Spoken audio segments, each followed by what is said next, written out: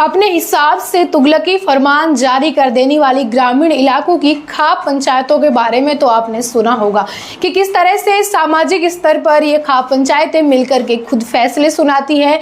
अगर कोई समाज में ऐसा कुछ भी करता है तो उसके लिए सामाजिक बहिष्कार और उस पर जुर्माना लगाना अपनी मनमर्जी से खाप पंचायतें ऐसे अक्सर करती है और ऐसे कई केस जो है हम वो देखते आए हैं।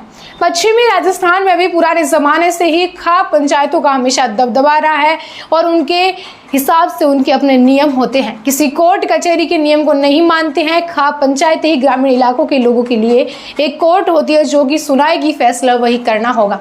और ऐसे में कई ऐसे मामले होते हैं जिनमें खाप पंचायतें किसी एक परिवार का समाज से बहिष्कार कर देती हैं, उन पर जुर्माना भी लगाती हैं। लेकिन खाप पंचायतों के इस मुद्दे को जानने के लिए, इस पर रिपोर्ट तैयार करने के लिए राजस्थान हाई कोर्ट ने आदेश जारी कर दिया है और राजस्थान हाई कोर्ट ने 4 जज और एक सामाजिक कार्यकर्ता को मिलाकर के एक कमीशन का गठन है वो किया है। यह पूरा आयोग पश्चिमी राजस्थान के अलग अलग जिलों में जाएगा, वहां की वेशभूषा, संस्कृति, रीति रिवाज और वहां के सारे तौर तरीके को वहां पर रिपोर्ट तैयार करेगा। वहां के जनप्रतिनिधि, सरपंच, ग्राम सेवक, तहसीलदार आदि लोगों के साथ मिलकर के वहां के एरिया की क्या संस्कृति है उन सब के बारे में वहां पर लोगों से बात करेंगे और जानेंगे। फिर ये रिसर्च किया जाएगा कि आखिर खाप पंचायतें गांवों में इस तरह के फैसले क्यों सुनाती है, उनके फैसलों को तवज्जो भी क्यों दी जाती है, जबकि संविधान में सारे तौर तरीके, कानून है एक इंसान के लिए।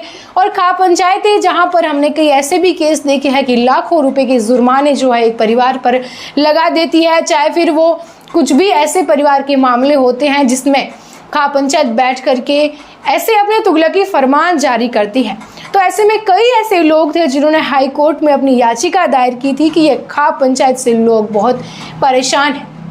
फिर चाहे वो इंटर कास्ट मैरिज हो या फिर कोई सगाई तोड़ने जैसे जो मामले हैं वो हो, उसमें खाप पंचायतों को बिल्कुल बर्दाश्त नहीं है कि कोई भी इस तरह की चीज़ें करे और वो उस परिवार को समाज से बाहर कर देते हैं। ये मैं इसलिए कह रही हूँ क्योंकि हाल ही में ऐसे कई केस जो है वो सामने आए हैं।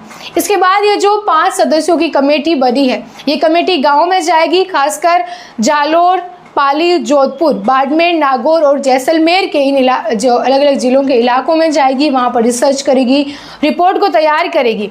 क्योंकि हाई कोर्ट ने जालोर की भागराराम और वहीं नागौर की पानी देवी की याचिका थी जिसपे वो पीड़ित थे कि उनको खाप पंचायत ने किस तरह से उनके परिवार को बाहर निकाल दिया अपने फरमान से।